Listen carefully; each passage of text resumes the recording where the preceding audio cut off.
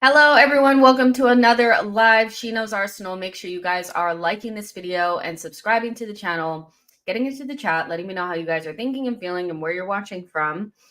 Since the last time we spoke, there's been a Champions League final. And so we can kind of start off the conversation talking about that because I have thoughts. Kylian Mbappe has also been here we go by Fabrizio Romano for the 15 millionth time to Real Madrid. Oh my gosh, I didn't see that coming. Honestly, like bring back the days where they just like the signings came out of nowhere. The dopamine is just not, it's just not there anymore. Like a transfer of this magnitude should not have been so like sucked dry of all of the excitement from it. So yeah, and we have some Arsenal news. So we're going to get into all of that. So like I said, make sure you guys are liking and subscribing. Before I see who's all in here, I'm just going to go through the headlines really quick. Fulham are in pole position and would be willing to pay up to 30 million for Eddie Nketiah. Victor Osimhen is waiting for an offer from Arsenal or Saudi Arabia. Emil Smith-Rowe is also on the agenda for Fulham this summer as a top target.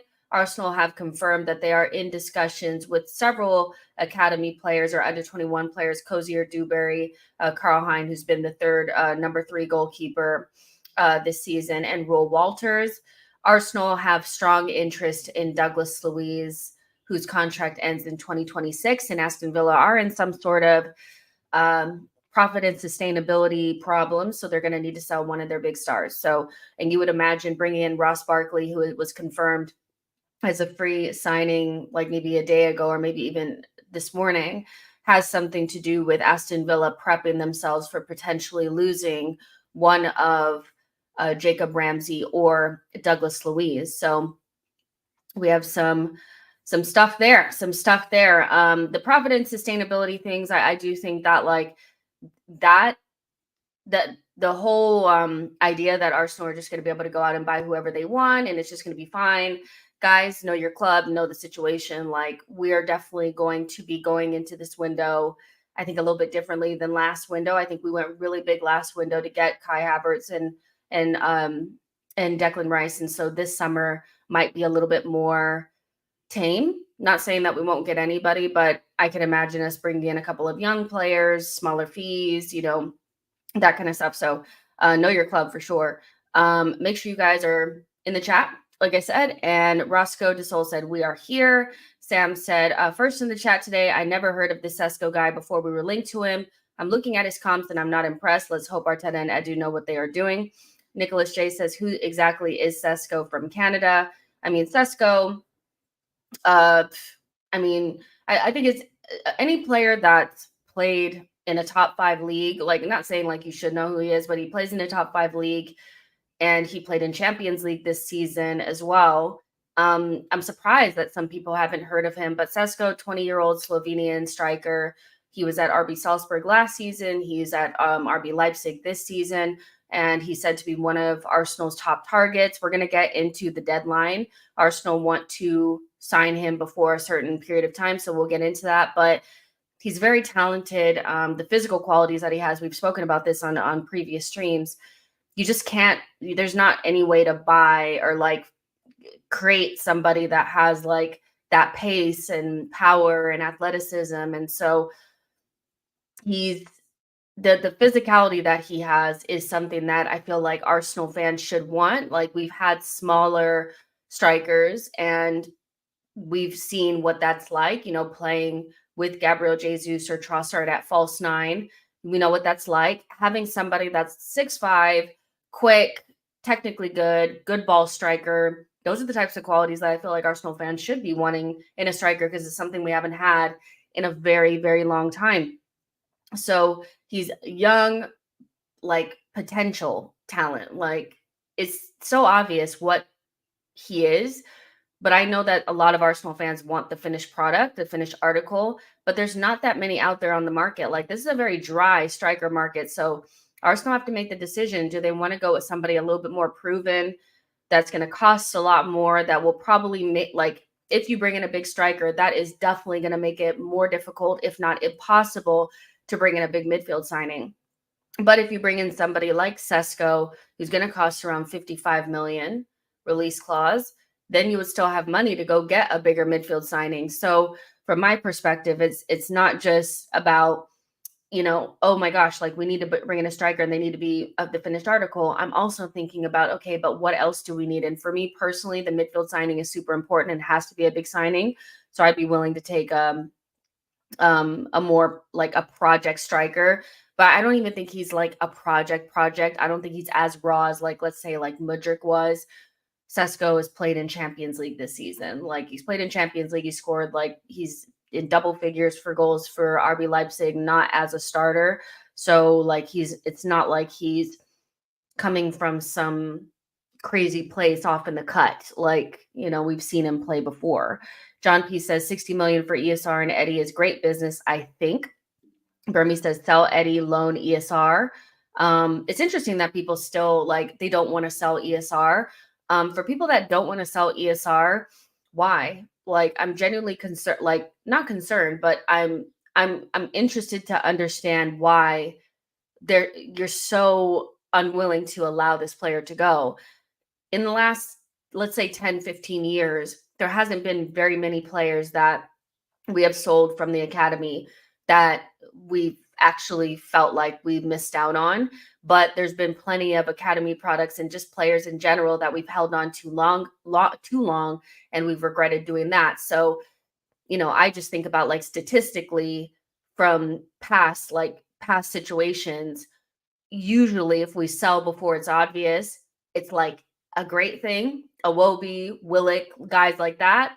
When we wait too long, we're like, why did we wait so long? Even like you can add Balogun in that category. Oxlade-Chamberlain is still like our biggest sale, so did we miss Oxlade-Chamberlain? Did we miss Balogun? Did we miss Willock? Did we miss, Iwobi? No, so what is so different about Emile Smith Rowe that people are so afraid to let him go? Also, before we fully get into things, just to remind you guys, we are going to do another classic watch along Thursday. So that's kind of be on the schedule for a while now. So basically, like, how I'm trying to plan it out is that, like, we have these to fill in the gaps, because listen, but between now and the time we get to preseason, we're just going to kind of be talking about transfers. We're going to be doing Euros and stuff like that. So we'll do some Euros and Copa America watch alongs, and then we'll fill these in as well, which I think are just like fun, like without having to be stressed out about, like, you know what I mean? Just like a little hangout sesh. And we did one for the 2020 FA Cup final, and it was a lot of fun. So we're going to keep these going on Thursdays. And so I would like for you guys to vote on it. So I'm not, we're not rewatching something that you guys don't actually want to watch. And so for this week's classic watch along, we have Arsenal versus Tottenham FA Cup from the 2013-2014 season, Arsenal versus Chelsea FA Cup in 2016-17, and then Arsenal when we beat Newcastle in the Invincible season. So right now it looks like you guys want to watch the North London Derby in the FA Cup. So keep voting on that. And then once you guys have voted today, I'll set up the stream for Thursday, and then I'll be talking to you guys about that for the next couple of days and get you guys signed up for that. So there you go. Let's see. D Shadow says, not saying I'm one of those people, but what I think some ESR is different is that we have seen him play well in the Prem, and a lot of clubs fans outside of Arsenal also rate the talent very highly. Yeah, let's hold on to some of these ESR comments as well, because I do want to get into the Sesko thing first, and then we'll kind of talk about Nketiah and Emile, because I think it's important. But make sure you guys are smashing the likes. There's 170 of you guys in here, which is great. Like and subscribe. You're like, Jessica, why are you talking so fast and stuff like that? I have a little like munchkin here, like on my lap. I don't know if you guys can see him. And he's trying to sleep. So I'm like trying to make sure that he's okay and that like I'm also doing the stream. So there you go. So Arsenal have supposedly, reportedly set a date that they want to be able to sign Sesko by. His release clause. So Arsenal want to secure the signing Benjamin Sesko before his 65 million euro release clause runs out at the end of June. So at the end of this month, his release clause will no longer be valid. And so Arsenal are going to want to negotiate either within or outside of the release clause. Like whenever there's a release clause, that doesn't necessarily mean that the player has to be sold for the release clause. You can still negotiate around it. And so Arsenal could, if let's say it's 65 million euros, Arsenal may say, okay, well, we're going to do, I don't know, like 55 million. And as long as you get as close to the release clause, or maybe even like the time frame or whatever, like just negotiate around it where they get somewhere around that fee, it's fine. But Arsenal want to make sure that they do to get it done as quickly as possible. And I think Arsenal want to get it done before the Euros, because God forbid he goes to the Euros and absolutely like smashes it, then the fee will go up. So Arsenal want to get it done before then. I would love for Arsenal to get a big signing over like as quickly as possible. I think getting it done before the Euros would be really, really good. And then also everything else that we kind of want to do, I think is dependent on, players moving out and stuff like that. Like, oh, I forgot to talk about Kivior. We'll get into that as well, because that kind of ties into this. But like if we want to bring in a midfielder, Thomas Partey will probably have to go first. And so there's some moving and shaking that has to happen before we can make some other signings. But the striker, I don't think we have to move anybody on. I think you can bring him in knowing that you're going to move Eddie out anyway at some point. So yeah, I think getting this done as soon as possible would be great. Now, I know there are a lot of people that are a little bit like apprehensive about him being 20 years old and being potential. Maybe you've watched his comps, you're not like moved by it. I do think you have to also not just look at him and decide you don't want him based on what you've seen from him, and also look at on the market and ask yourself, is there anybody really out there that you feel like is guaranteed, like a guaranteed better fit, but also obtainable? And once you ask yourself that, the numbers will be so little and there'll be so many red flags attached to those other options that Sesko will look a lot more attractive, especially at 55 million pounds or 65 million euros or whatever. So Arsenal want to get that done as soon as possible. I would love to see it done as soon as possible, because listen, the faster we get things done, the better. Especially with other teams lurking around, in particular Chelsea. I think Chelsea are also want him, and I think the moment that this really goes in, like gets set into motion and negotiations start, you know how they are. They'll lurk around, and then at the last minute, once we feel like we've wrapped it up, they'll come out with some nonsense. So we know how they operate. I think Chelsea, honestly, like my like actual like thing about them is I think that they like to make transfers as dramatic as possible. I think instead of being better than everybody on the pitch, they want to be better than everybody in transfers, because that's how Fabrizio Romano puts it out there. He's paid whatever to put these stories out there.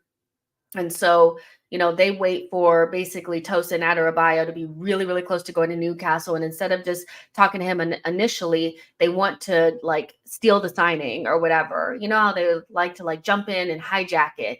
And so with Sesko, I think they'll be waiting around in the shadows for a while. And then once we feel like we've got it pretty much wrapped up, they'll come out of nowhere. So the sooner the better, the quicker we can get into his ear, let him know that this is a place that he needs to be, the better.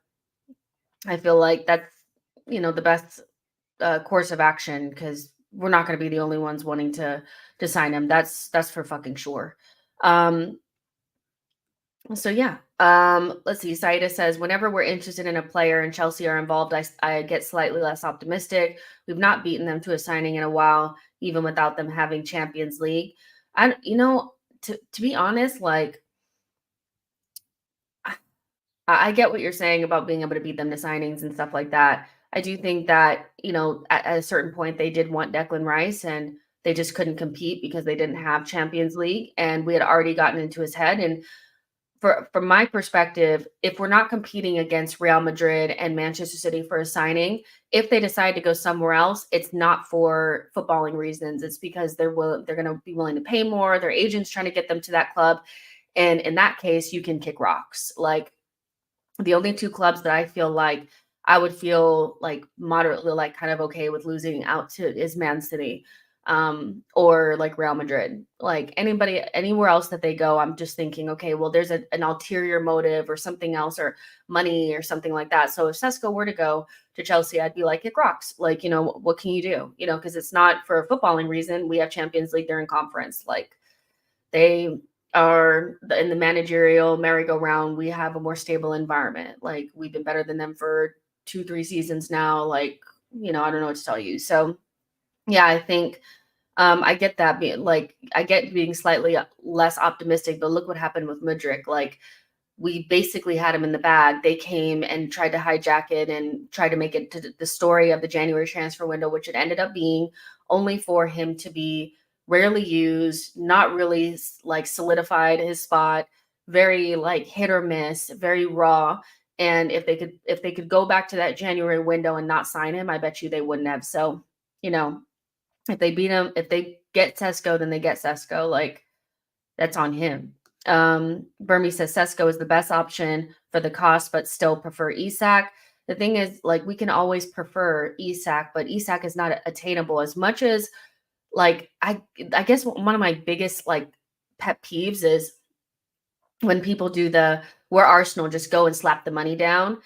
I think that's just like a cop out to make it seem like we should just be able to get anybody and like it doesn't matter like if the club like the club doesn't have a choice in whether or not they want to sell their player. The player doesn't have a choice. Like if we just come with a big bag of money, like money talks, go put the money down. We're Arsenal, we're a big club. I hate that talk during the transfer window because it's not built in reality. It's more built in like I just want a reason to be mad at the club for not getting who I want. So I'm going to place these unrealistic expectations on them so that when they fail, I can bitch about it. And Isak is not obtainable. He's not attainable. He's not attainable. He's not attainable. Like if Newcastle don't want to sell, he's not attainable. Just like if we don't want to sell Saliba, we would be sitting there right there on social media. If somebody was like, oh, let's just slap the money down and just walk up to, Soba training, whatever, Soba Realty training and just go to Edu and Arteta and slap the money down, then we'll get Saliba. What will we say? He's not attainable. He's not for sale. So when it goes in the other direction, it's all of a sudden we understand how things work. But when we want a player, we just are not in reality. And so I think Isak not being attainable and Sesko being available. You farted. You farted, bro. And then you have Gyökeres, who is kind of like a wild card. Like he would cost a lot. He's a little bit older, not quite sure, whatever. I think he looks really good. I take him, but a little bit more of a wild card. And then you have Osimhen, who's also entertaining like offers from Saudi Arabia. Those options just aren't that attractive. So if we're realistic, it's Osimhen, Gyökeres, and Sesko. And I know out of those three, I'd probably still go between Sesko and Gyökeres. And if I am realistic about Kai Havertz being probably like the biggest, his form really has made it more obvious what we should do, then it's Sesko. So this boy is farting so much. It's outrageous. He is farting so much. It's crazy. Blaze says, why some fans are still traumatized about Chelsea in the transfer window. We as fans need to accept that we are a good team right now who will play in Champions League next season. Tashima says Osimhen is waiting for a move from Arsenal I read out that report. Honestly, I think his agent is offering him and, saying that he's waiting on an offer doesn't mean that it's going to come. Him just even being linked at 25 years old to Saudi Arabian teams makes me question whether or not he'd be not really like, I know that he's a good player. Like if he would play for Arsenal, he'd be good. But just like if you're willing at 25 to go play in Saudi Arabia, you're probably more concerned about how much you're going to get paid and, whatever. And so I think I'm more wanting somebody that wants to play for Arsenal, not who's looking for the biggest bid, or who's going to pay the most money. Now, Napoli, I also read that Napoli are really interested in him going to Saudi Arabia because then they can get more money. So we'll see how it it pans out. But I still think Osimhen's injury issues um, make me a little bit like tentative about spending like 100 million on him. John P says Osimhen made a huge mistake signing that contract at Napoli. Boy says Sesko and Nicholas Seiwald. That would be that should be our primary business. You've said Seiwald probably 5,000 times, and I've told you almost every time that you've said his name that I would go and look. I still have not looked this guy up. Like, genuinely, I think it's been like 6 months. Like, it's crazy. But one thing I'll say about Boy is he's consistent. Boy is consistent. When you like somebody, you like them. C. Walder says, yeah, I still rate Osimhen on pitch, Osimhen, but off field opinion of him has never been great and is dropping fast. Yeah, there's just something about it that's just, it doesn't feel right. Like I don't know how to say it. Like, and I know that the idea is also like, we want to bring in somebody that's going to take the number 14 and you want somebody that you feel can actually carry it and all that kind of stuff. Something doesn't feel right in my gut. Something doesn't feel right in my gut about that one. And to me, Sesko is just the best options because we probably cannot get Isak. Because Isak would be the perfect option, but for many streams, we've talked about Isak even before the season ended, that it's all about whether or not Newcastle are willing to let him go. I think they'd be way more interested in selling Bruno Guimaraes, because also we're talking about the striker market right now, right? Think about it from Newcastle's perspective. They're looking at the same options. They're looking like, okay, if we were to sell Isak, what are our options? Our options are going to be Sesko, Gyökeres, and probably not Osimhen. Osimhen's probably not going Newcastle. Maybe he would. Let's put him in there. So from Newcastle's perspective, does it make sense to sell Isak to Arsenal, solve our problems, put themselves in a pickle, the same pickle we're in right now, and looking at the options and being like, which one of these are we going to take, and keep Bruno? Or is it smarter to keep Isak, knowing that the striker market is not good, and sell Bruno to Manchester City? Listen, I think the midfield market looks a lot better than the striker market. So I don't blame them for not wanting to sell Isak, but that also needs to register for Arsenal fans that he's not attainable. So you can take him off of the list. So when you're looking at Sesko and you're like, I'd rather have Isak. Yeah, we'd all rather have Isak, but we can't get him. So we need to deal with what we have in front of us, right? So yeah. Aha says, just Max G paid for Douglas Luiz if we can't get Bruno G. I will start that because we'll get to that in a second. Just want to finish up this the striker conversation. Adebayi says Isak 130 million is not attainable. Isak lost better today. Isak lost better today because he's Premier League proven, but at 21, Isak wasn't as good as Sesko is today. So long term, I prefer Sesko to Isak. And I think we also there's this idea as well that the only way to improve Arsenal right now is to buy ready-made talent. And I kind of do agree with that, but I think that you can get away with a younger signing here and there because of what we already have available to us starting in that position that they'd be coming into. So just think about it this way. I saw a rumor, we talked about the rumor about Bakayoko, right? And you guys know I would take Bakayoko in a second. You would not have to convince me, bring him to the Emirates. So if we were to bring in Bakayoko and Sesko and move on Nketiah and Reece Nelson, we're already better. We're already better. We've already went up levels. Those players, Bakayoko and Sesko, right now in their current form are better than those two and have years to get so much better than what they'll ever be. And I'm not trying to shit on Nketiah and Reece Nelson, but that's just the truth. So we will have already improved our side. Where I feel like we cannot afford to bring in a younger player is in midfield, because that player is going to be a starter. Midfield has got to be somebody 25, 26 years old that already has Premier League experience, in my opinion. But the striker they don't have to be proven, because Havertz is already there. Havertz is going to be doing the job for the most part. The winger, probably not going to be a starter. It's fine if they're sitting behind Saka and Martinelli. It's fine if they're not fully done, right? So I'm just thinking about it from that perspective. Bringing in Sesko doesn't mean that we've just thrown away the whole proven thing, because you're probably going to get a proven midfielder who's going to be a starter. But also long term, you have to think that it's not just about this season. There's going to be a season after that. And if Sesko can be just as good as Isak in a year, if not better, because some of the physical tools that Sesko has, Isak does not have. Isak has the channel running and maybe a little bit more skill about him, but Sesko has some skill as well. He has speed, and he's also a physical presence in the box, where Isak is, he's sometimey in the box, So in a year, we could have the better player. So I'm just thinking long term. We have to think longer than just right now. And I know that people don't want to hear that because they're like, we got to win next season. We have to. We do, but bringing in Sesko, a ready-made midfielder, a backup winger, and Hato doesn't necessarily mean that we will not win anything.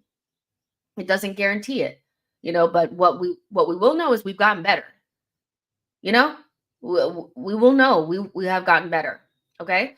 So Boy says, I would take Solanke, but I need us to sign another striker the season after. Sam says we should also sell Jesus and get Olise to compete with Saka. Starboy only had 10 open play goals in the Prem. Big problem on the right. I think focusing on Saka and not fixing the left is a little bit like, okay, so is Saka really the problem, or is the left not putting in their side of the bargain? Like, Saka does need backup, but I don't think he needs somebody to compete with him as much as the left-hand side needs to be fixed. The left-hand side for me is much more of a problem from a goal scoring standpoint this season than Saka's side. Idealistically, you'd want somebody that can play on both sides, but I don't actually think Saka's that big of a problem. I don't know why people are focusing on Saka so much, to be honest. The left-hand side has been more like, really, if Arteta had not started trusting Trossard, we would have been fucked, genuinely, because Trossard wasn't getting any looks in. We were still starting Martinelli. Martinelli's lack of goals and poor form was actually a bigger concern than Saka maybe having 10 open play goals, but still being able to, because also he had assists, he had a lot of stuff. So yeah, I agree that there needs to be somebody that can play on the right, but is Saka needing competition more important than fixing the left? Because the left was fucked. The left was not doing what it needed to do. Olu says Bakayoko is a solid regen if developed properly, very similar style. Blaze says people who vote in the poll doesn't want to watch Invincible's season game. We will get to an Invincible game for sure. We will. So yeah, I think, listen, Sesko, the deadline before the end of June, idealistically before the Euros, which would mean in a couple of weeks, maybe getting it done. My only concern about this is that I haven't heard anything from Ornstein. Now, Ornstein hasn't said anything about Sesko, which is interesting because Ornstein only speaks when it's like he has the perfect info, because he's not a blabbermouth like Fabrizio. So I think not hearing Ornstein come out and refute the claims around Sesko is a good thing, but also him not co-signing it is also something to keep in the back of your mind. So there are a lot of reports regarding Sesko. It could be agent talk. It could be real. It could be fake. We don't really know, but we will know within the next couple of weeks if we're going to get him, because I think everybody who wants to get in line for him is going to want it solved before the end of June, so it'll get solved sooner rather than later. Osimhen also in the picture, but again, Ornstein has never mentioned Osimhen, not once. When he was before the season ended, he spoke about Isak a little bit, that there was a lot of interest. He spoke about Arsenal looking at Sesko and Gyökeres. Osimhen has never been mentioned outside of in the nose. So I would take the reports about Osimhen with a huge grain of salt. But I get that, he has the name and the notoriety and all that kind of stuff. But beyond that, he really just doesn't float my boat. But we'll go with, I totally understand people wanting him. I get it. So there's 300 of you guys in here. Make sure you guys are smashing the likes. Again, going with the headlines, just, to make sure you guys are just at least in the know a little bit. Fulham are in pole position and would like to pay up to 30 million for Eddie Nketiah. Victor Osimhen is waiting on an offer from Arsenal or Saudi Arabia. Emile Smith-Rowe is also on the agenda for Fulham. Arsenal have confirmed they are in discussions over the contracts of Cozier, Dewberry, Hine, and and Rowe Walters. Arsenal have strong interest in Douglas Luiz, whose contract ends in 2026, and a renewal with Aston Villa is stalling. And there was also some other headlines that I didn't put in there that I would just want to put out there as well, is that Rangers are really interested in Rowe Walters, and Raya will be like, we are going to activate the 27 million buy option clause for David Raya. We all knew that. And Arsenal have also made their interest known for Micah Faye, who is at Barcelona. I think he's from their academy, Senegalese center back that can also play left back. No surprise. He has proposals from several European teams, including us, Liverpool, and United. So those are some other headlines that I didn't get in there, but I just want to make sure that we're all getting all the news possible, because we're not going to be able to cover every single story, but there's a lot of stuff out there. And also make sure you guys are voting right now. Arsenal versus Tottenham FA Cup 2020 or 2013-2014 is winning for the Classic Watch Along, which will be this Thursday at 8 p.m. UK time. And we're going to go ahead and hop into the chatter about Nketiah and Smith Rowe to Fulham, because sales are going to be so important for us. I cannot stress it enough. Remember, we spoke about the other, I think on the last show, about Kudus, and the truth about Kudus, that he waited to see if Arsenal could make the deal happen before he went to West Ham. And of course, it didn't come to fruition because we had problems with the profit and sustainability regulations, and which basically means we probably just didn't sell enough. At that time, Nketiah was getting looks from clubs. At that time, Reece Nelson was getting looks. Emile Smith-Rowe was also getting looks from clubs too.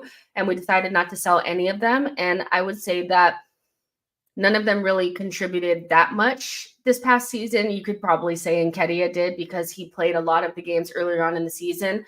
But I feel like a lot of that was because Mikel didn't trust Trossard. And I think if he had trusted Trossard, we probably would have played better. So, the three of them have been sitting around for the last maybe two or three summers, maybe two, with, some interest in them.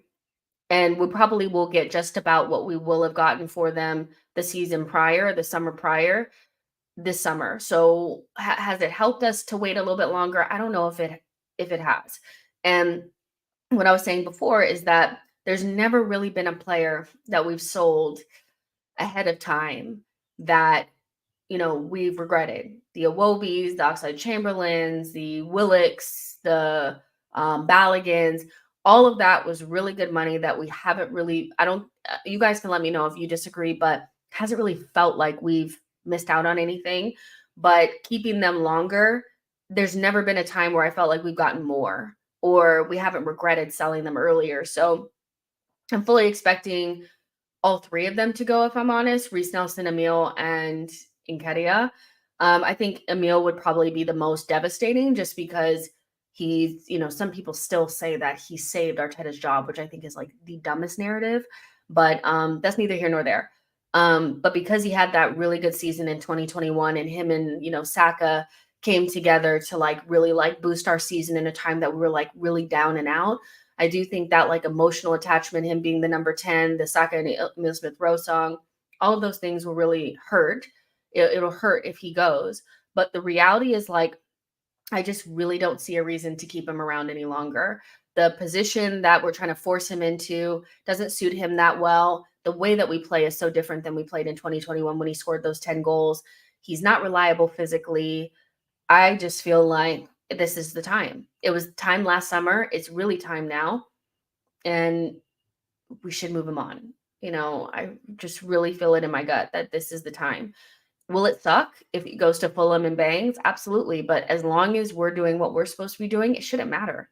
Fulham are not a rival, so selling him to a Fulham, it wouldn't, I don't see how, obviously he'll get his used to play for Arsenal goal, but we should still be beating them. I know we couldn't beat them this season, but you guys know what I mean, right? So Emile Smith-Rowe and Nketiah being on the agenda for Fulham, I think is a good thing. Fulham wanting to pay up to 30 million, I think is a good deal for Nketiah. I don't know if people were imagining we were going to get, I've seen 40 million, 50 million for Nketiah. We're not getting that. We just don't have that class in the market. I don't think people view our academy products as valuable as they do like Chelsea's and Cities at this point. And so it's going to take time building that up. But genuinely 30 million for Nketiah, I think is good business.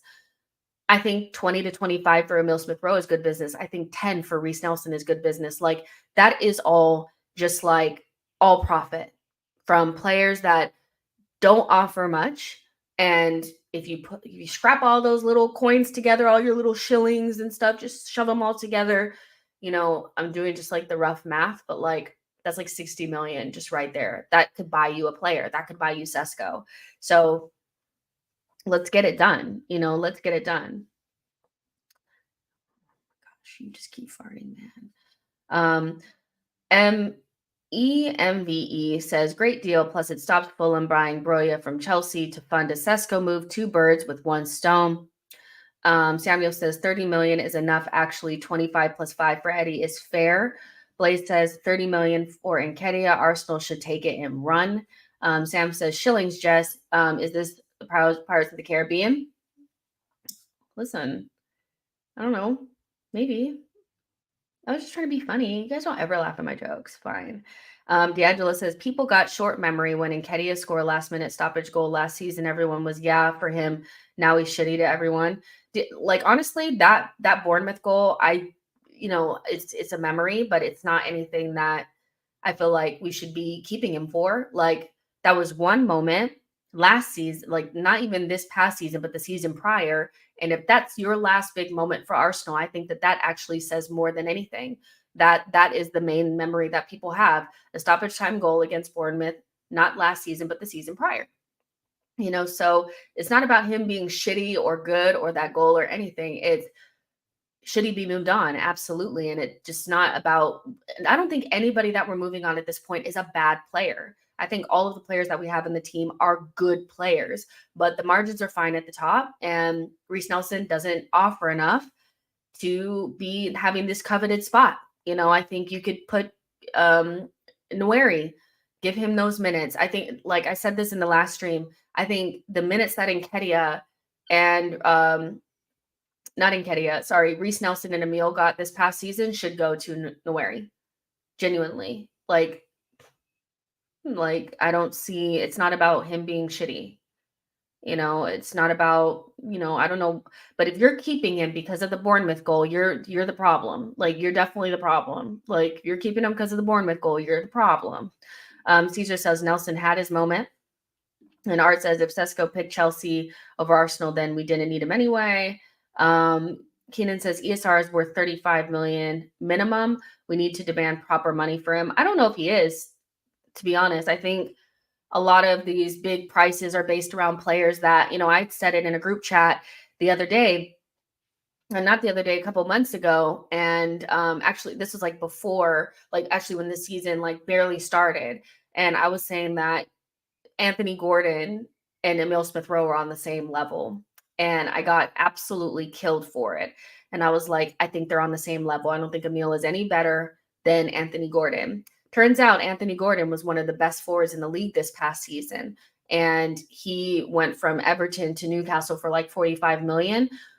I mean, do we like Anthony Gordon and Cole Palmer are kind of like the standard for like, the young English talents that you'd be moving on.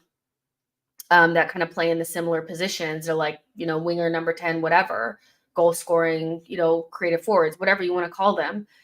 At this stage, a year beyond now, Cole Palmer and Anthony Gordon have proven that they probably are about that fee. They're about the 45 to 50 million that they went for to Newcastle and to Chelsea.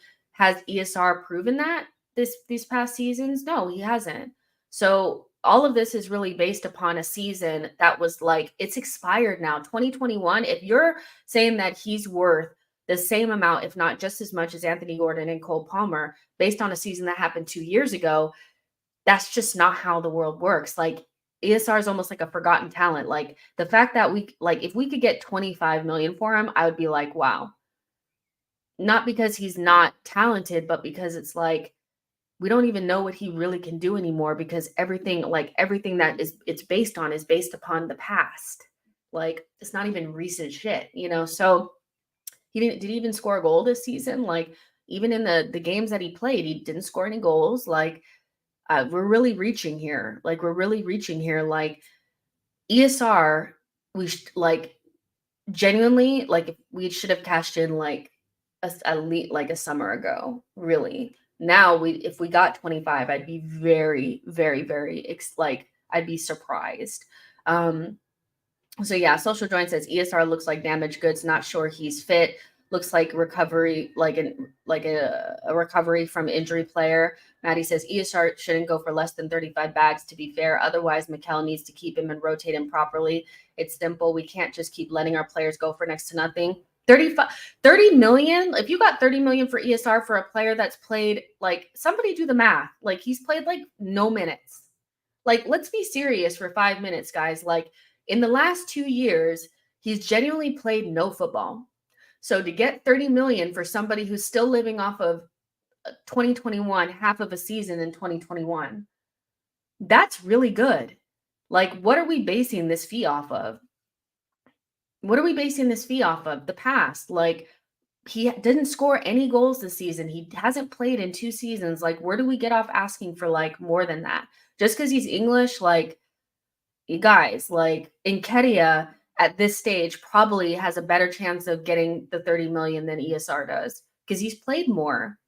He hasn't played. Like, where are we getting these numbers from? It was so long ago. John P says 30 million for a player with his injury record is great business. Again, people aren't even talking about his injury record. He's never really fit. He hasn't really played in 2 years. He hasn't scored really any goals. Where are we getting off asking for this money?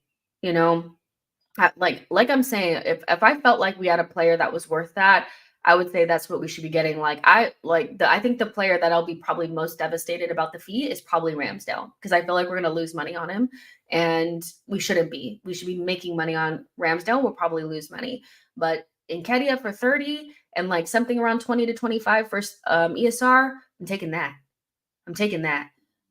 Matt G says some of our fans trying to sell 2021 ESR. I'm a real gooner says our fans need to get out of the because they're Hail Enders attitude. Also, Nuga says players under 1,000 minutes or less should be gone. ESR, Nelson, Vieira, Partey, Ramsdale, players between 1,000 and 1,500 minutes should be in consideration to be sold. That's Nketiah and maybe Kibior. That's an interesting way to think about it. But again, like, he has less than 1,000 minutes this season, and people think he should be getting 35 million, like, minimum, based on a season a long time ago. Like, people still rate the talent, but not enough to pay that amount. Like, you guys, be serious. And when he was probably worth about 45 million, that's when he should have been sold. Caesar says he was 45 at some point when him and Saka carried us and Villa wanted him. Now Mans is 20 million, if not less. And when Aston Villa came knocking for him, I mean, we wouldn't have sold him then, but that was probably the time that we would have gotten the 45 million, because he was hot property. He was just off of like a really good season. He'd just gotten called up to the full national team. That was a long time ago now, so I genuinely don't know where these prices are going for, but or where they're coming from. I think they're more based on sentiment than anything else. But I understand not wanting to sell ESR for a little bit, because people still want it, like, to have this, like, well, if we can't get this, then we should just keep him and rotate him. We should get what we can for him, genuinely. Gunnarola says, well said. If Morgan Gibbs White with his current form is touted as 40, no way ESR is worth more than 30 max. At a sell-on or a buyback, simple. And that's another player that captained his side, played almost every minute of every game, contributed goals and assists, and nobody would probably, like, if he went for 40 million, that'd be like, oh yeah, that makes sense. Yeah, 40 million. Yeah, that makes sense. But y'all want more than that for somebody who hasn't really played. Like, that doesn't really make sense. To me, it's all about sentiment with ESR more than like actual. If his name was something else, like if he wasn't ESR and he was someone else, like, and he existed on another side, and let's say we had like vague interest in him. If somebody said, well, you have to pay more than 35, 40 million, you guys wouldn't be saying this price made sense. Foxy says, right now from our midfield, I would only swap Longstaff for ESR. Social Joy says it's over for this batch of Hail End. Not everyone can make it and stay in the first team. They did well, but it's time to go. I agree. It's not personal. John P says, I do not want to hear anyone talk about loaning ESR. If he breaks down again, he will be worthless like Tierney. You know how many times we've loaned ESR out? It's been at least, he's been out like at least at 3 teams. Has to be. I know he was at Huddersfield.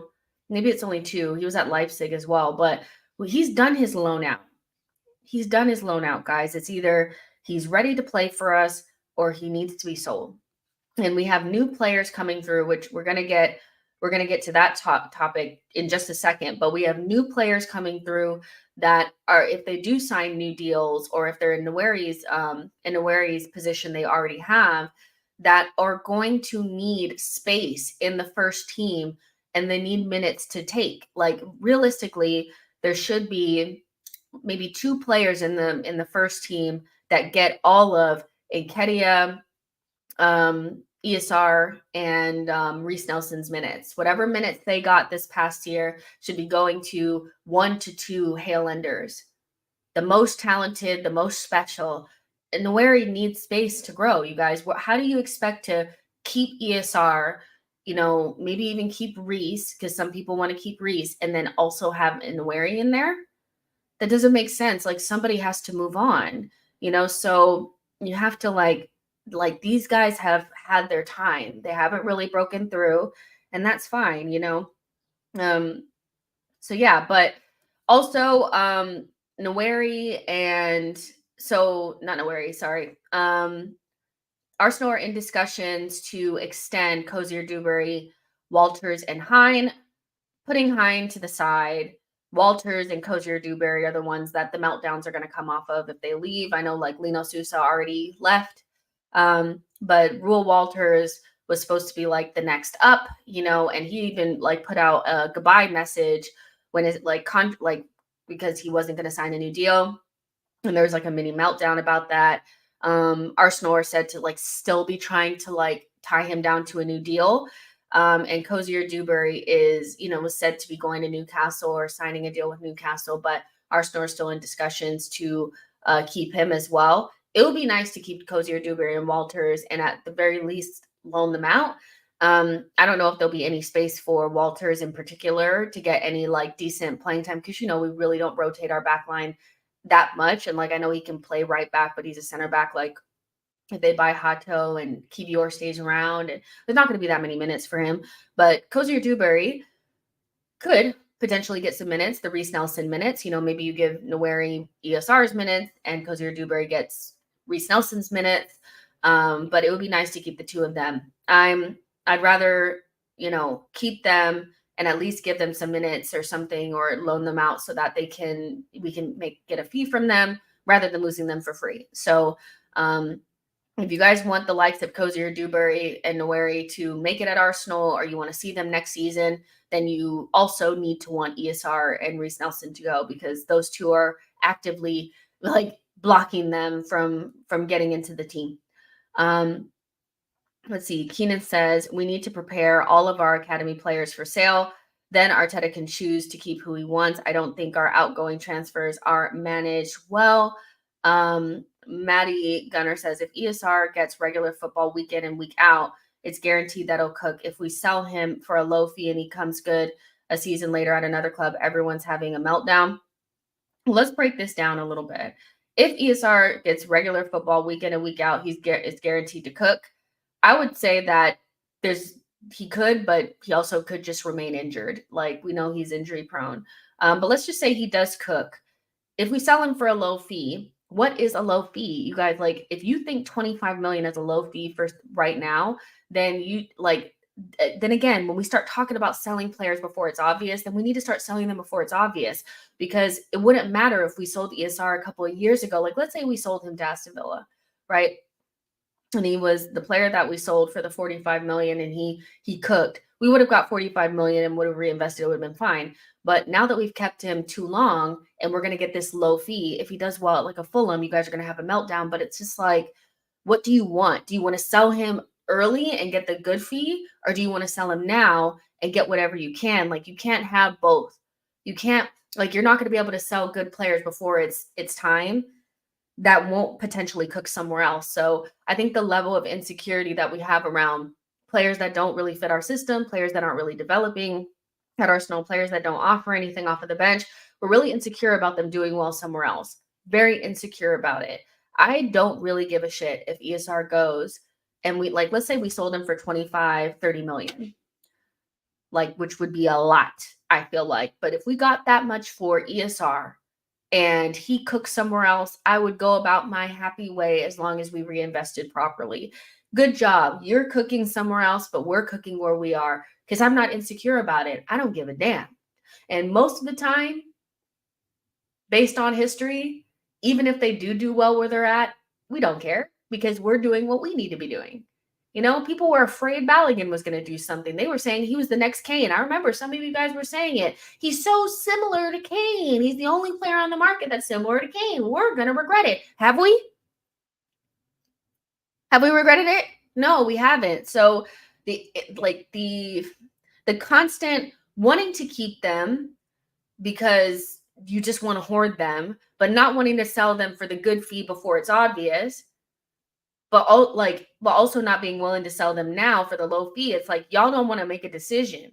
Y'all don't want to make a decision. Didn't want to sell him when he was probably worth about 45 million. Now you don't want to sell him at 25 million because he may do well. Like, make a decision. You know, like, the club is going to make a decision, but I'm just saying, like, us amongst fans, like, make a decision. Just make a decision, you know? Samuel says, it's a bid, guys. Things might not go as we hope. 25 million is a good bid for ESR. Let's see. Damon says we should include some type of clause, though, sell on, like a sell on or a buyback, just in case he goes on a blossom. I agree. I agree 100%. So just put it in some sort of clause. Keenan says Chelsea are about to sell Hutchinson for 20 million, who we just gave to them. Listen, you know, that's, you know, get these Cozier Dewberries. Like, if you, like, let's say we want to do the exact same thing, you know, Cozier Dewberry and Rowe Walters, maybe we can't guarantee them any minutes, so let's loan them to a championship team. One of the things that I hate about Arsenal too sometimes is where we loan our players to. We loan them to like these very like obscure, weird ass places. And it's like, instead of that, how about we just loan them to like a championship team? Loan them to a championship team, let them have a good season, and then sell them to a bottom level Premier League side the year after.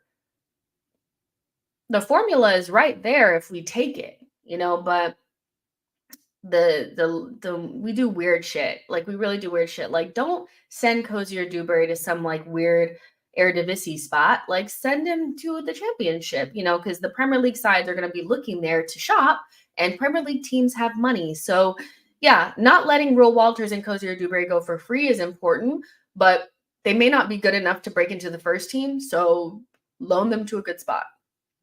Loan them to a good spot. There's 400 of you guys watching. Make sure you guys like the video, subscribe to the channel. Foxy says Balogun scored 8 overall in Monaco. Art says the fact that every time Arteta went to the bench this season, it was either Trossard, Nelly, Jesus, or a defender, should tell you that Eddie and Smith Rowe are things of the past. Samuel says loan them to France as well. See Balogun. Caesar says nah, Jess out here calling out obscure ass places, as in Poland and Australia or Austria. Listen, all I'm saying is, like, just, you know, like, get them the places that like people will want to buy from for real. Like, that's all I'm saying. Like what's his name? The one that we sent to the Austrian Bundesliga. What's his name? You guys will tell me in the comments. I forgot his name already, but him, like, there was people in the comments the other day just going like, doing the, oh my God, we have to put him in a team. No, either sell him now to whatever little team wants him, or send him to the championship so he can get like 20 goals, and then we can sell Barrett. and sell him like we did Balogun. Like the method is there. Don't recreate the wheel. Loan them to good places, sell. Loan them to good places, sell. Loan them to good places, sell, and sell them before it's obvious. This time right now where people are actually trying to say that they would want him to be a backup is the perfect time to sell him, because that means it's not obvious. We definitely shouldn't be bringing him into the first team, but you get what I'm saying. When we're like, get this guy out of here, it's too late. It's too late. It's just way too late. So yeah, Roger says Micah Bareth won the Austrian Premier League, or the Austrian Bundesliga. Yeah, he did. And he scored a lot of goals. So this would be, again, a really good time to either cash in for an all profit or send him on a really good loan to the championship and potentially get like 20 million for him next season if he bangs, which I think he will. So yeah, just sell. I don't know what to tell you. You guys know I'm always like, just sell, like, because again, like, been around for a long time. When we sell early, it feels so damn good, because usually they don't do anything where they're at, or they're good where they're at, but it's like, who cares? It doesn't hurt us. And then we also have the cash, and that's good.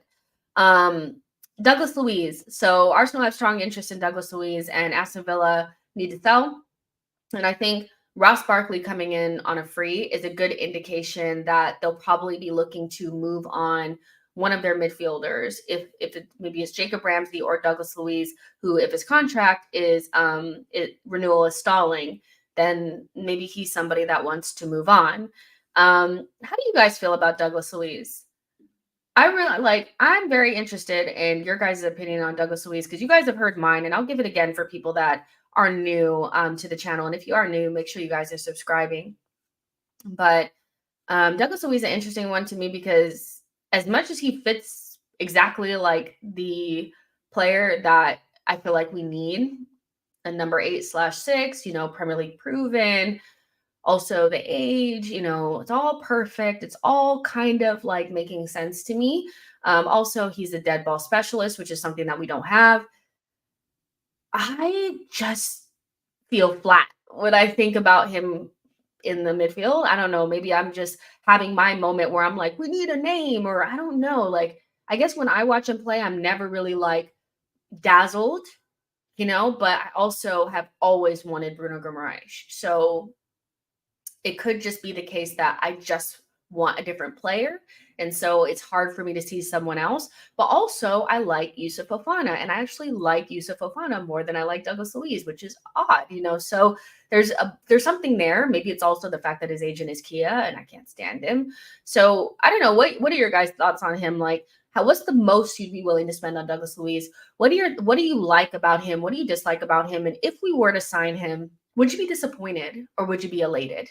Because it's giving disappointment, but that's just me. Like, it's just giving disappointment. Like, I don't know, but that's just me. Like, there's something about, like, what I feel like it is? I think I figured it out just in that little second. It's that I don't see Douglas Luiz ever being in conversations of a world-class midfielder. I think that he's very much in the bracket of Xhaka, where he'll be like a key member of a team or whatever. But I think that there's a clear ceiling for him, where I think that the ceiling is not as clear for the other players that we're maybe linked to. And maybe I'm thinking like the ceiling is just very like, it's really giving like top quality, like very like consistent midfielder, but definitely not something that's going to give you like the, it's not giving world class elite. It's giving real solid Premier League. Is he a level raiser? He's not giving level raiser. He's giving, we went for the old faithful that we know it's going to work, but is it going to make us better? And this will probably be our one big signing. So if we're going to go one big signing and it's going to be a midfielder, I'd like us to get somebody that's a level raiser and not somebody that just kind of like keeps the status quo. But maybe I'm underselling his quality, because he was at Aston Villa and I just never really saw it, to be honest. So yeah, EMB says maybe his ceiling is low, but his floor will be high, especially under Arteta's guidance. And he keeps us at a very like that, like Odegaard, Declan Rice, and Douglas Luiz is definitely a top 3 midfield in the Premier League. Is it the best? No, it's not. It's still not better than City's. It's still not better than City's. Like it just isn't, So for me, like we already have like a top 3 midfield piecing that shit together with Jorginho or Partey. So, I don't know, but I could just be underselling him. John P says, I think Douglas Luiz is an Arteta 6. Got a lot of Jorginho vibes for me, but more athletic. Samuel says, I used to like him, but I think we have to move on from him. Plus, we have already burned our bridge with Villa because of ESR. Chris Fraser says, for the price of Douglas Luiz, we could get Fofana and Koopminer. The thing about burning our bridge with Aston Villa for ESR is I just wonder why we would have burned a bridge with a team because we didn't want to sell a player to them. I don't think we would have burned a bridge because we just said he's not for sale. Because at that time, it was like fine for us to feel like we wouldn't sell ESR, and you can't bully us like your Villa. You can't bully us into doing shit. So I don't know if we would have burned a bridge. I feel like the more obvious thread is Unai not wanting to give us one of his best players. Like one of his best players, they're going into Champions League, so they'll feel like we are rivals somehow. Like we're not going to sell our best player to a rival of ours, So I think that's more of where the sticking point is than ESR, but if they're holding on to ESR, like not getting ESR, move on. Like the fuck? Be serious. Social Join says Xhaka is clear of him. Xhaka actually has top performances everywhere he plays, leagues, international. Luis has none of that. Meaty Don. Super Kai says, if we get Sesko, I think we need bigger than Luis. Olu says he's a very good ball-playing midfielder, can dictate like Partey. Foxy says Douglas Luiz is good, but for the price, you can get better. Brazil have a lot of midfielders at similar level for half the price. Foxy, what do you think about Bruno Guimaraes? Do you think that that's somebody that we should go after? You're saying like Brazil have a lot of midfielders. I know he wouldn't be half the price, but he's better than Douglas Luiz, right? Maybe we should go ahead and get Bruno. I don't know. What do you think? Richard, you guys are talking to each other. Unit says Douglas Luiz is really solid balance, assists, goals, vision, defending, set pieces.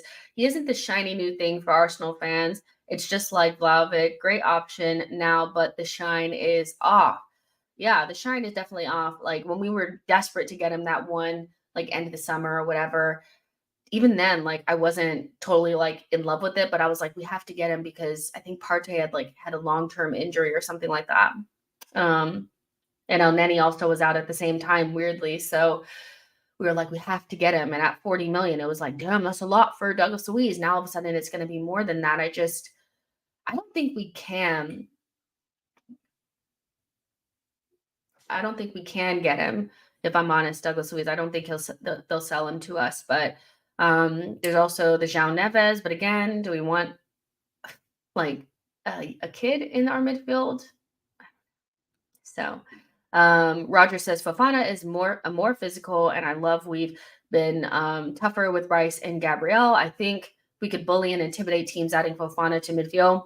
I like Fofana, and I seen him with my own 2 eyes at the Emirates, and I thought he worked it. Now he played against a rusty Declan and Partey on that day, but he was the best midfielder on the pitch, so I would take him in a second.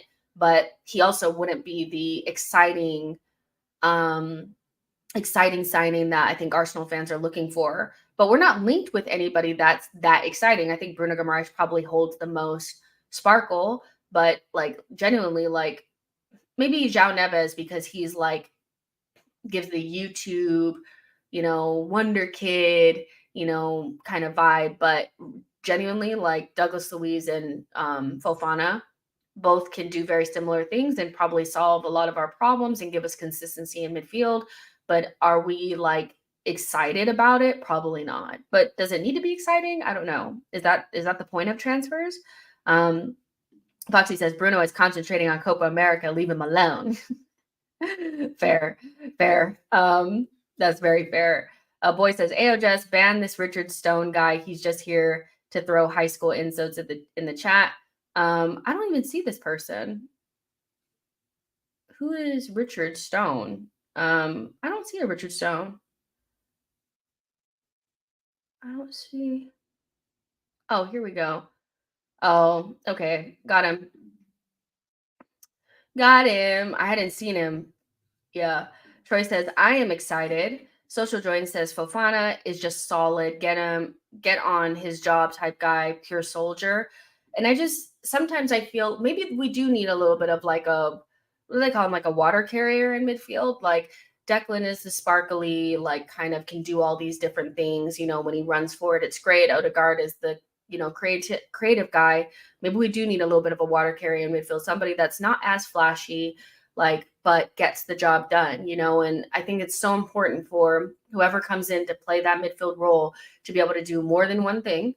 Somebody that can play with or without Declan, meaning somebody that would be good with Jorginho or with Declan, could allow him to gallop forward, but also like somebody that's comfortable at the base, not somebody that's going to hide when we want to pass it to him in a crowd scene, like at the top of our box. Like that person has to be able to do that job too. And maybe somebody that has a little bit about them in and around the box, that can find that little slip ball to Martinelli on the left-hand side. I think this player is so important because we already kind of know what we're working with. It's Odegaard, Rice, and Jorginho. So he has to kind of complete that puzzle. So yeah, Gunnarola says, completely agree. I just don't think we should pay superstar money for a water carrier. Yeah, and so maybe you do go for somebody like Fofana, who would probably cost like 18 million. So I actually saw a tweet. I don't know if I can find it. I will find it. Okay, why are there like little messages? So annoying. Okay. I'm just looking for the tweet because I saw it yesterday and I was like, and it'll be interesting to get your guys' opinion on it. Because we're talking about this now, but I'm going to share my screen. Can you guys see that? Do you guys see it? Let me make sure you guys can see it. No? Okay. There you go. You guys see? Okay. So look at the screen. There's a tweet there that says from Next Generation Arsenal says Sesko, Bakayoko, Yusuf Fofana, Jarell Hato, rate that window.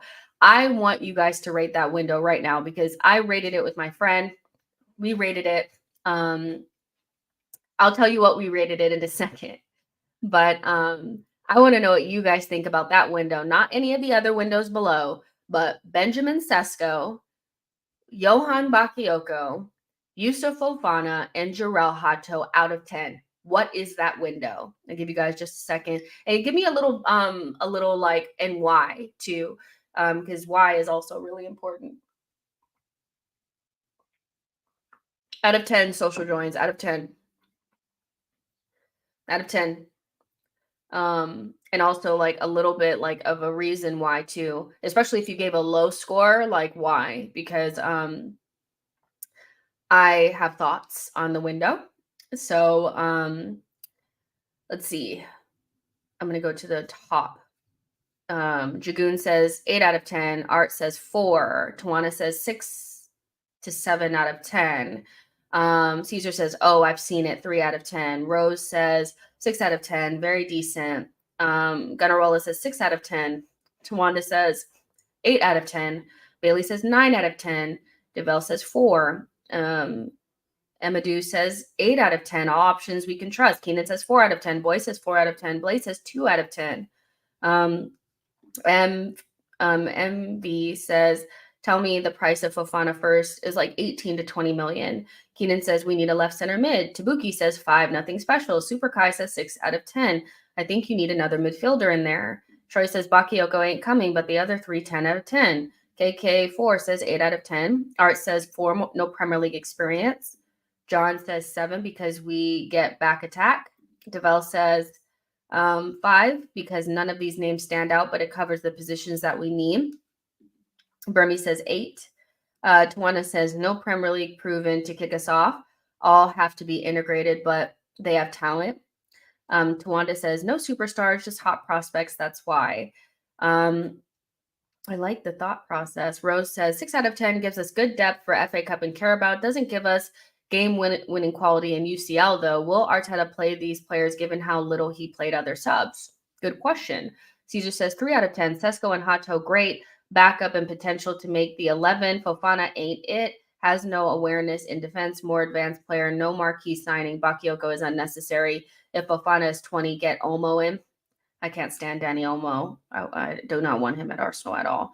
Lionite says ignoring Fofana will be a crime, playing him as left center mid. OG Gel says, well, only Sesko and Bakayoko is who I feel is useful for us. Fofana, I'm only trust Arteta. I may be wrong, but maybe a 5 out of 10. So kind of what I expected. Like, I kind of expected somewhere like there would be some people that like the window and other people that really like are not feeling the window. And I actually really like the window. I can't lie. You just farting up a storm. I actually like the window. I'll be honest, because you guys know I like Bakayoko and I like Sesko. I also like Fofana, and Hato is good too. The only thing really missing is that marquee signing that everybody feels like we should get. I don't think that marquee signing is going to be up front. I think if we get one, it'll be in midfield. But if we miss out, we could very much so be looking at a Douglas Luiz or a Fofana. So is our biggest problem in UCL that we don't have the game-winning thing? Probably. What players are attainable that give us that quality? I don't know.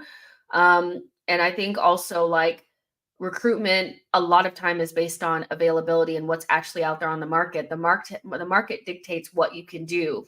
And again, you can't just walk up to Real Madrid and snatch one of their players. You can't just go to Bayern and say, give us Musiala. You can't just, walk up to whatever team you want and just snatch their player. If those players are not on the market, then we have to be really like honest about what we can do. And I think always, if you cannot get a star, get the most talented young player you can find. Do not get average or like just regular level players, if that makes sense. I'd rather go to highly talented youngster from star than go down from star to like just like average guy from the Premier League. So that's how I would think about things. This is not an exciting window. But does it cover everything that we would need? You getting a really talented winger that could be anything in a year. You have Sesko that could be one of the most complete number 9s in a year. And it's also better than, again, they're better than Eddie and Reece. So you're already upgrading the squad. Fofana, I rate him a lot higher than a lot of other people. Because of his price tag, people won't rate him. But he's a French international. He always gets picked. People still want Guendouzi in the side. He doesn't always get picked, but you know who does? Fofana. So, and you know how hard it is to get in that team. And Hato, we know, is talented. So I would like that window. I just feel like it would leave us a little bit like, oh my God, but do those star players, are they actually attainable? And it's not realistic to just walk up with a bag of money and just take whoever you can get, or whoever you want. Aha says, if you replace Fofana with Douglas Luiz in that list, then maybe people's ratings could be different, Premier League proven, etc. I like that. Chris says, quality over quantity, regardless of age or experience. Like you said, Jess, if you can't get ready-made superstar, get the best young talent around. One of the things that irritates me all the time, or has irritated me in the past, is I don't feel like Arsenal looked to get like the best quality youngster that they can possibly get. And I get that we have a young team, so it's like, well, why would you just keep getting youngsters? But I'd rather do that than just get like some average guy,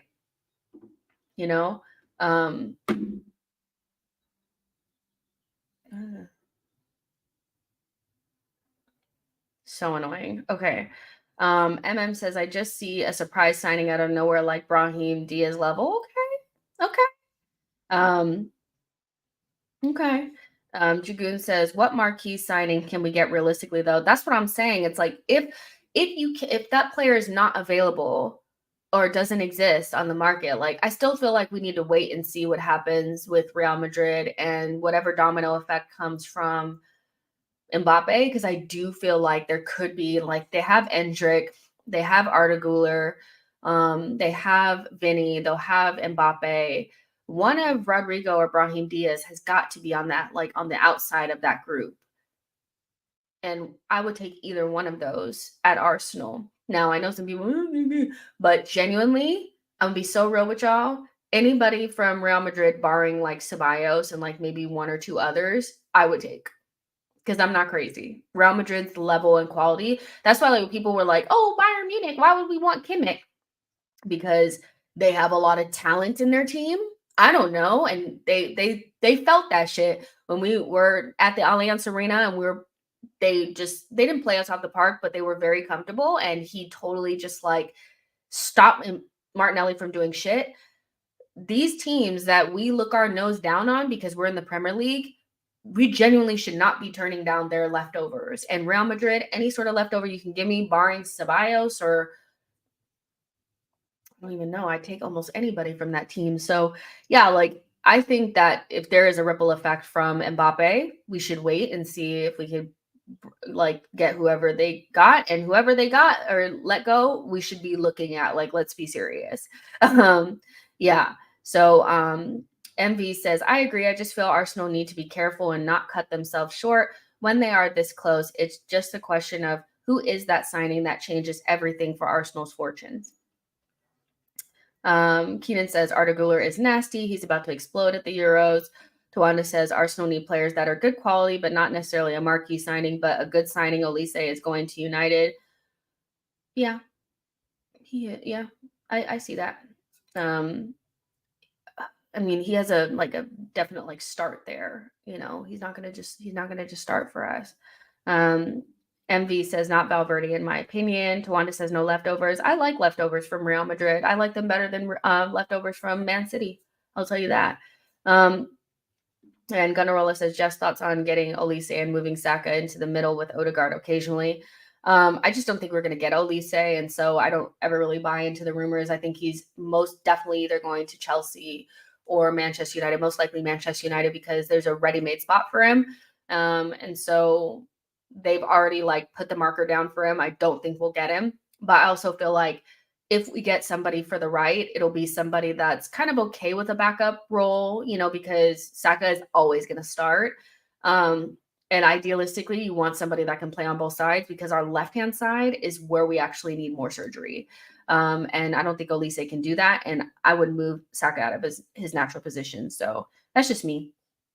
But yeah, I really I like that window. I just feel like it is missing the marquee, but if there's no marquee available, I want the best young talent you can bring me. Adebayi says Hato, Fofana, Sesko are achievable. 8 out of 10. Let's check the poll for the classic watch along, which I told you guys will be on Thursday, this Thursday at 8 p.m. UK time, just like the last one. And it looks like we're going to be watching the Arsenal versus Tottenham FA Cup. I think it was the third round from 2013, 2014. So that should be a really, really fun watch. Really, really fun watch. So make sure you guys have it on your calendar, set a little reminder. But for the next 3 shows that I do, I will mention it. So don't feel like you need to be stressed. I will give you guys the link, all that kind of stuff. So no problem. But yeah, like I said, let's go over the headlines just one more time, just in case you guys are just joining. Fulham are in pole position and would be willing to pay up to $30 million for Eddie Nketiah. They also want Emile Smith-Rowe. Victor Osimhen is waiting on an offer from Arsenal and Saudi Arabia. Arsenal have confirmed that they are in discussions with Cozier Dewberry, Will Walters, and Carl Hein. And Arsenal have a strong interest in Douglas Luiz. Surprise, surprise. When are we not interested in Douglas Luiz? And yeah, so those are like the main points from today. And Arsenal want to get the Sesko deal done before the end of June. So yeah, but there's 375 of you guys in here, which is really, really cool. I know that the transfer window hasn't opened. We still have it like just under 2 weeks. So this is just the beginning. Like, let's not burn ourselves out. We have a whole summer worth of, you know, freaking out time. So no worries. But like this video and subscribe to the channel on your way out. Get in the comment section afterwards and let me know what you guys thought about everything. If you're just joining and you're like, I didn't get a chance to say what I think about that potential window, just get in the comments after and just give me a rating, you know, 6 out of 10, 7 out of 10, 10 out of 10, whatever you think that window would be and what's missing from it, because I want to hear what you guys have to say. But same time tomorrow, yeah, this time should be good the whole week. If something changes, I'll let you guys know. But yeah, like I said, like and subscribe, and I'll see you guys in the next one. Bye, guys.